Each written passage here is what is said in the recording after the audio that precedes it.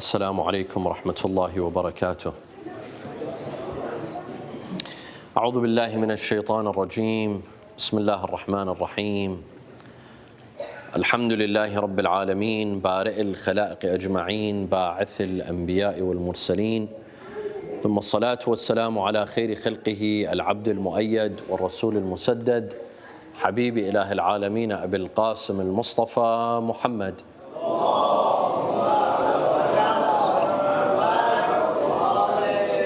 وعلى أهل بيته الطيبين الطاهرين وصحابته المنتجبين. قال الله تعالى في كتابه الكريم: فأقم وجهك للدين حنيفا فطرة الله التي فطر الناس عليها لا تبديل لخلق الله ذلك الدين القيم ولكن أكثر الناس لا يعلمون. Thousands of years ago, people were less educated. They were less cultured. They were less advanced. They lived basic lives, very mundane means of travel. They would commute from place to place, either on foot or by the use of animals. Mundane means of communication. People from two different cities found it difficult to communicate. As basic as their lives were, as mundane their lifestyles were, and no matter how backwards they were, they knew something. They knew that this world did not come in by coincidence. This world had a designer. There was a master. There was a creator. It's impossible that this world could have come in without a designer and without a creator. This much, although they were behind and they lacked in all fields, economically, culturally, intellectually, but this much they knew, that this world came in with a maker, with a designer. There's a Lord. How do we know this? Historians tell us that in almost every city there's a place of worship. There's artifacts you find of places of worship. Even places where they didn't have hospitals, they didn't have schools, but they had places of worship. This means the sense of religiosity. The act of worship existed from thousands of years ago. People knew that there was a maker, there was a creator, and he needs to be worshipped. Today, the world is advanced. We're much more advanced economically, militarily, intellectually, technologically. Means of transportation have advanced. Today, we don't need camels or animals. Today we have high-speed planes. You could go around the globe in a few hours. Means of transportation, means of communication have evolved. Today, in the palm of your hand, you can speak to someone across the globe and watch them live. While you could have day and they have night. But this is very much possible. It's become something very basic for us. Today we've landed on the moon, and we're soon going to land on Mars. We live in the age of the internet, the age of Google, the age of smartphones. Our world has changed. We've advanced so much. However, today we're denying God's existence. Thousands of years ago, when people were behind us intellectually and technologically, they recognized God's existence. Now that we've advanced, we deny God's existence. Today, my dear friends, atheism is spreading like no other. Atheism is spreading, not just in the West, but even in the East. It's spreading. More and more people today are coming up and saying, God doesn't exist. Show me proof that God exists. And if God existed, we'll accept Him. Although we're advancing. Today, my dear friends, there's a lot of knowledge. There's a lot of math. There's a lot of science. There's a lot of discoveries. A lot of advancements, technological advancements. But there's very little wisdom. We need to be able to distinguish between these two. Advancing in knowledge, but not advancing in wisdom. We're gaining more knowledge, but we're not getting more wisdom. Maybe we know a lot, but we don't understand a lot. Why is it that thousands of years ago they recognized God's existence, but today we're denying God's existence? Well, with all of the technological advancements that we have, today we're denying His existence. What good is all of the knowledge that we have and the scientific discoveries and the achievements that we're reaching today, but we can't reach the simple conclusion that God exists? We're reaching the conclusion, on the contrary, that God doesn't exist. That is why the Quran encourages us to think. أَفَلَا يَتَدَبَّرُونَ? Do they not ponder? Do they not think? The Quran doesn't say, do they not know? No, the Quran doesn't need to encourage us to gain knowledge, because that's instilled in us naturally. The Quran says, do they not think? Do they not ponder? Do they not analyze? أَفَلَا يَتَدَبَّرُونَ أَفَلَا تَعْقِلُونَ? Do you not think and assess? أَفَلَا تَتَفَكَّرُونَ? Do you not ponder and think? Because gaining knowledge without thinking, without analyzing, without putting all of these facts and ideas together and analyzing them together, they're no good. They're no good. Today, atheism is spreading like wildfire. And don't think just here in the United States or in Canada or in Europe. No, even in religious countries. Countries with the majority of religious people, even in Iraq and in Iran, atheism is spreading. Even in Karbala and Najaf, the shrine cities, atheism is spreading. More and more people are coming out and denying God's existence.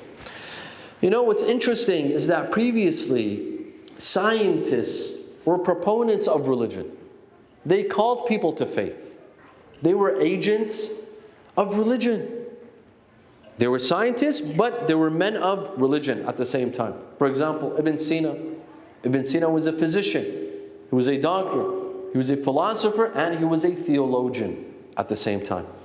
What is shocking today is that the biggest proponents of atheism are doctors and physicians and scientists. The ones who have studied. They've studied biology, chemistry, physics. They have the most amount of knowledge of God's creation, but they deny the Creator. They have knowledge of the creation, but they deny the Creator. Isn't that baffling? Isn't that mind-boggling? People who know of what God has created, they've studied biology, they've studied all of these sciences that are the biggest proof that God exists, but they come out and they deny God's existence. And they say that God doesn't exist.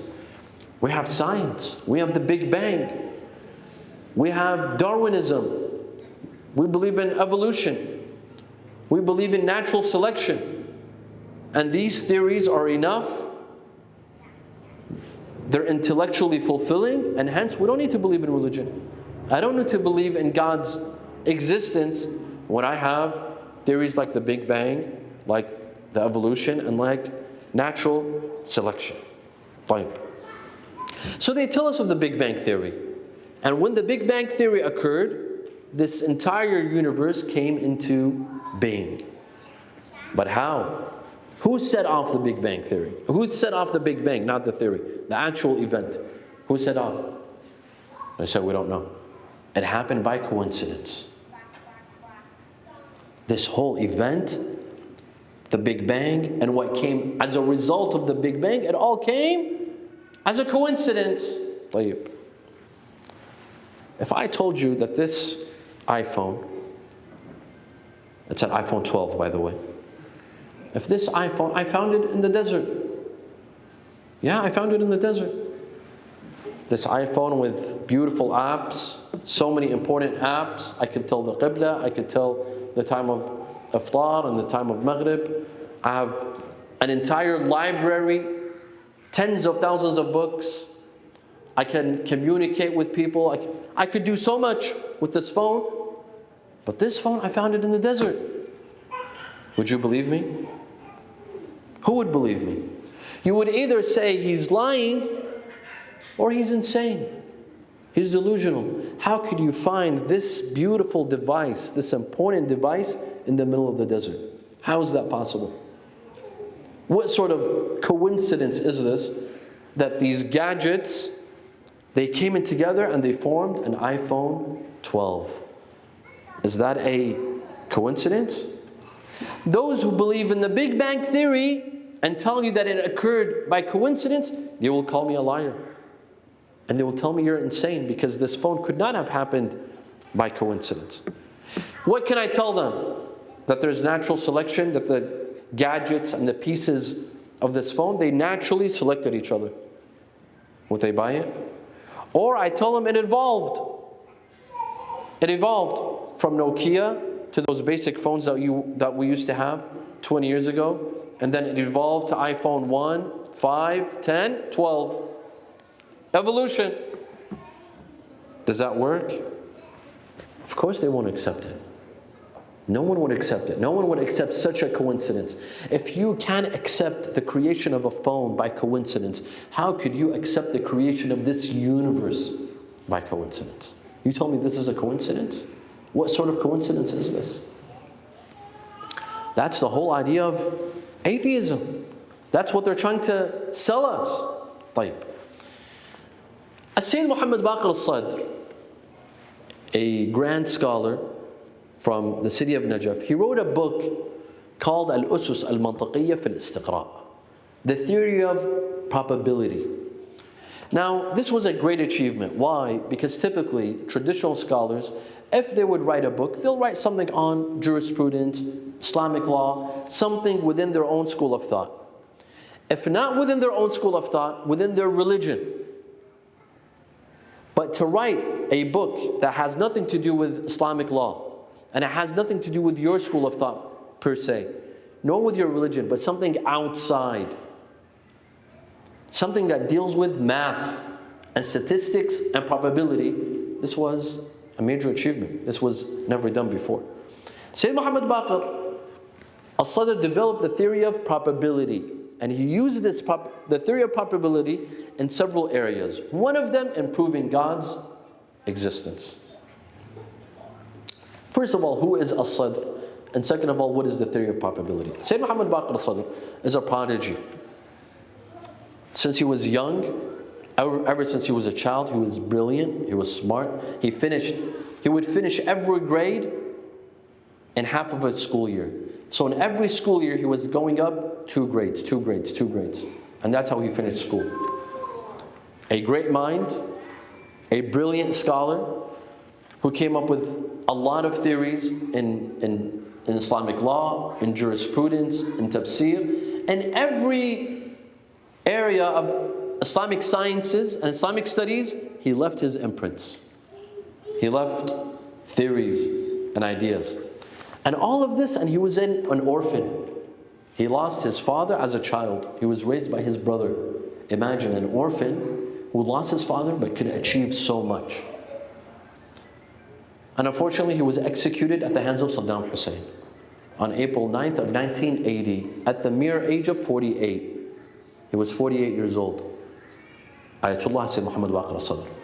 He wrote this book on the theory of probability, and he used it in proving God's existence and proving that none of this is a coincidence.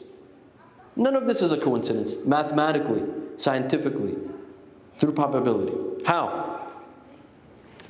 You see, a coincidence can occur once. It could occur twice. Maybe 3 times. But if an event keeps on happening, is that a coincidence? It's no longer a coincidence. Let me give you an example. If you get in a car accident, in one day. Maybe someone hit you. Maybe it was raining. Maybe it was bad luck. But if in the same day you get in 2 car accidents, what does that tell you? If in one day you get in 3 car accidents, what does that tell you? It's a no-brainer. You're a terrible driver. You shouldn't be on the road. It's no longer a coincidence. Let me give you another example. You go shopping and you see your friend. That's a coincidence. But if you go to the post office and you see your friend, and then you go to the gas station and you see the same friend, well, you're either stalking him or he's stalking you. It's not a coincidence, because a coincidence occurs once, twice, but not every time. Not every time it's a coincidence. Right? Sayyid Muhammad Baqir al-Sadr says we can prove God by the theory of probability. How? This earth, this universe, let me take a couple of examples. The distance between the earth and the sun, it's perfect. It's a perfect distance. If the earth was a bit closer to the sun, we'd all burn to death. If the earth was a bit farther, we'd all freeze to death. The distance between the earth and the sun is perfect. Now, is that a coincidence? Or is there a maker? Let's say it could be a coincidence. What's the probability that it's a coincidence? 50%. The probability that it's a coincidence is 50%. And on the other hand, the possibility that there's a maker, that's also 50%. Keep that 50%. Let's come to the orbits and the planets. Have you ever heard of 2 planets crashing? Have you ever heard? Never. 2 planets ever crashing into each other? That never happened. Why? Because every planet has its own orbit. They fly in their own orbits. Thus, we've never heard of 2 planets crashing. Is that a coincidence? That these planets have never crashed? They all fly in their own, they all rotate in their own orbit? Maybe. It could be a coincidence. What's the possibility of it being a coincidence? 50%. What's the possibility that it's not a coincidence? That there's a maker? Also 50%. Now, keep those 50%. Let's come to this earth. Everything in this earth is perfect. The mountains, the oceans, the rivers, the lakes, the deserts. Everything is beautiful. Everything is perfect. Is that a coincidence? Maybe.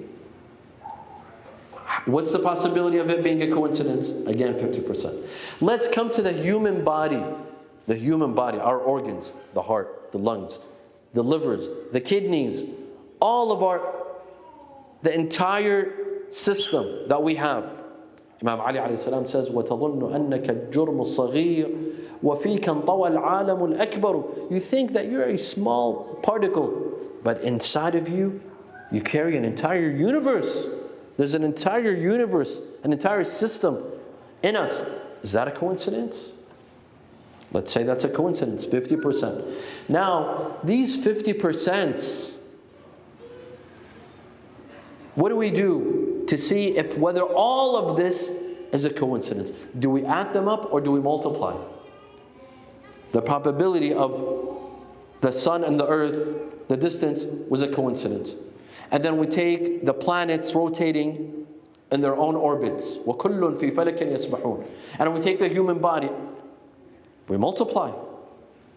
The probability of these events being a coincidence. The first event was a coincidence? Okay, that's 50%, 0.5. The second event being a coincidence, we multiply. 0.5 multiplied by 0.5. What becomes the ratio, the probability that these 2 events were a coincidence? 0.25.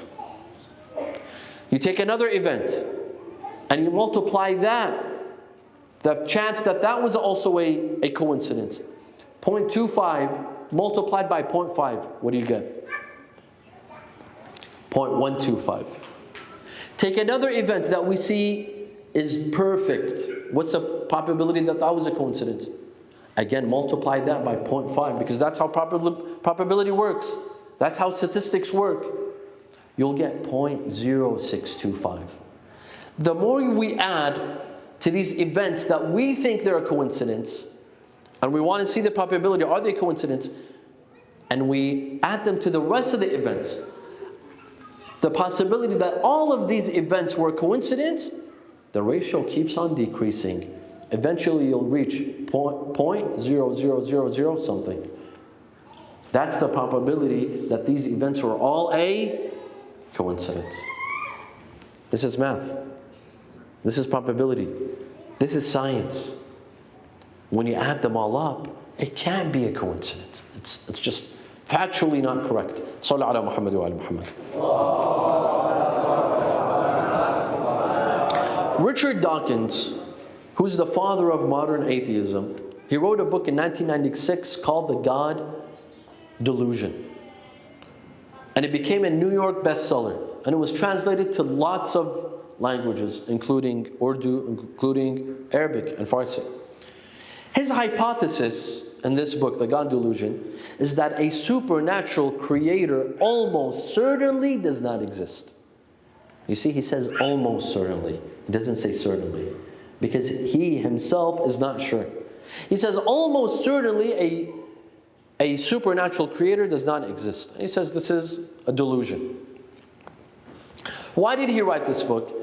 He says that I saw President Bush, the son, George W. Bush, after invading Iraq, he said that God motivated me to invade Iraq. So he says, if God had motivated Bush to invade Iraq, then God certainly doesn't exist. Then I'm going to write a book to prove that God doesn't exist. So he wrote this book. He says that whether to say God exists or not, we have to come to science. Science decides. Science tells us whether God exists or doesn't exist. And when we come to science, we see that there isn't sufficient evidence that God exists.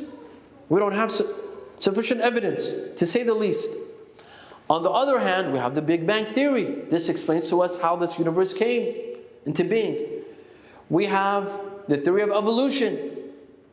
We don't need to say that God created humans. No, there's a theory of evolution. We started off as fish, and then we evolved into other animals, and then eventually we became monkeys. I mean, I can tell why he says some humans. Indeed, some humans you could tell they're monkeys. Some, not all. And then eventually we ended up being humans. So we don't need to say that God created us. We have the theory of evolution, and there is natural selection. Natural selection also helps us understand how humans naturally selected each other, animals naturally selected each other, and we have what we have today. And in fact, and this is Richard Dawkins, he says, in fact, believing in a designer will get you in trouble. How? Because number one, there's no sufficient proof. If you believe there's a maker, you have to give proof, and there's no sufficient proof. And number two, who created the maker? Who made the maker? Who designed the designer? You have to give an answer to that question. And hence, you're safer to say that God doesn't exist. It's a pure delusion, and you could rely on science. If those who turn to religion for intellectual fulfillment, Richard Dawkins says you could turn to science for intellectual fulfillment. You can turn to philosophy for intellectual fulfillment. You don't need religion. You don't need religion to fulfill an intellectual gap. You have science and philosophy. Well, first of all, in our very brief answer to Richard Dawkins, we tell him that you pose two theories to explain how this universe came in. This existence has two theories. There's the religious explanation, the religious theory that God created all of this. That God created all of this. There's a maker, there's a designer. And there's the scientific hypothesis. There's the Big Bang Theory, and so on and so forth. So there's two theories. Richard Dawkins says that the religious hypothesis lacks evidence. It needs more proof of an evidence. And so we take the counter argument. There's the alternative hypothesis, the scientific hypothesis, the scientific theory. Our answer is that you're basing your argument on a theory, not a fact. Now let me tell you something. It might be a shock to some or questionable to others, but this is the reality. The Big Bang Theory, the theory of evolution, this is a theory. At the end of the day, it's a theory. What does that mean? That means that it's yet to be proven. The same way that Richard Dawkins says that the religious explanation requires proof and evidence, the Big Bang Theory also requires proof and evidence, concrete evidence. And hence, you have a theory and you have a fact.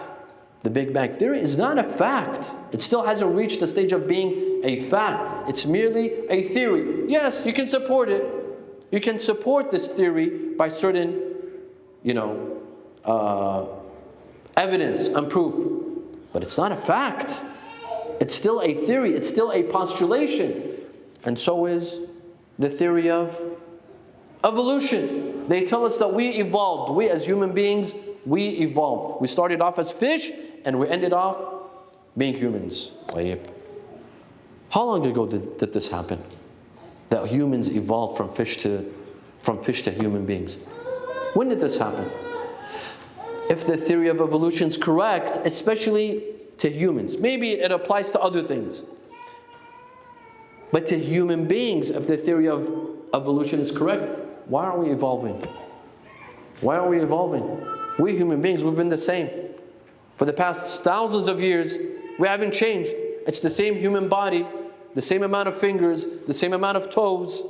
The last time I checked, I had 10 toes, and 10 fingers, and 1 nose, and 2 ears, and 2 kidneys, and so on and so forth. Nothing evolved. Where's your theory of evolution that humans are constantly evolving? How come we haven't evolved? So it's a theory. It's not a fact. Of course, we don't deny science, my dear friends. We as Muslims, we don't deny science. We accept scientific facts. If it's a fact, we accept it.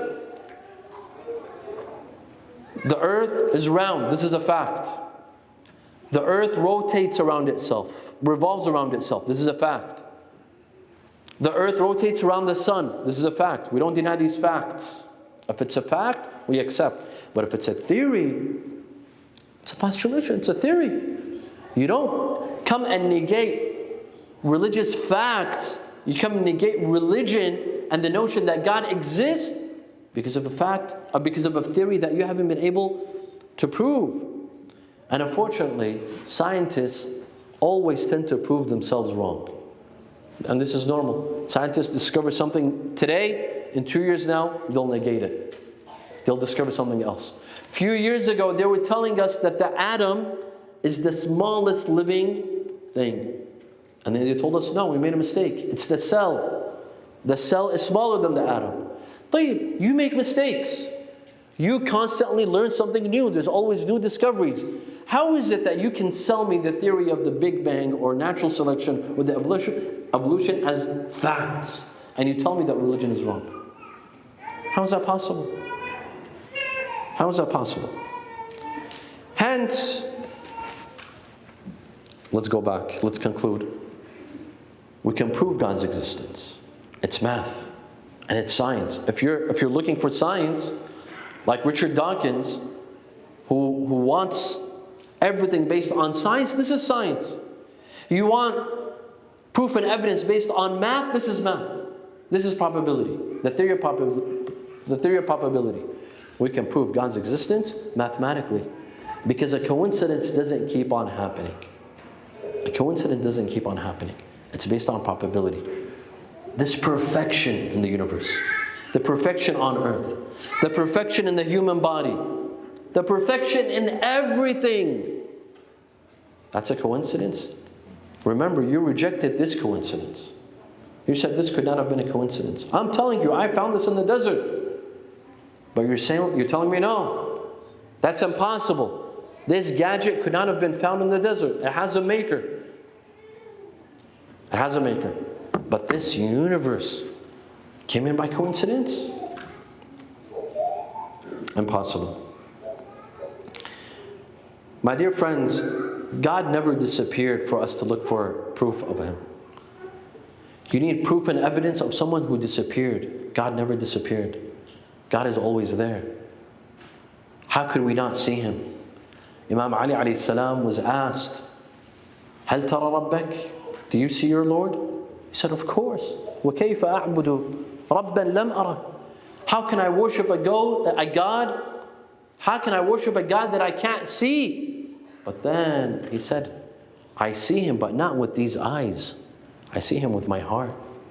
I see Him with my faith. I see Him with my mind. My mind tells me that God exists. ويلك لا تدركه العيون في مشاهدة الأبصار. It's not that eyes can see God. ولكن رأته القلوب بحقائق الإيمان. But my mind tells me that God exists.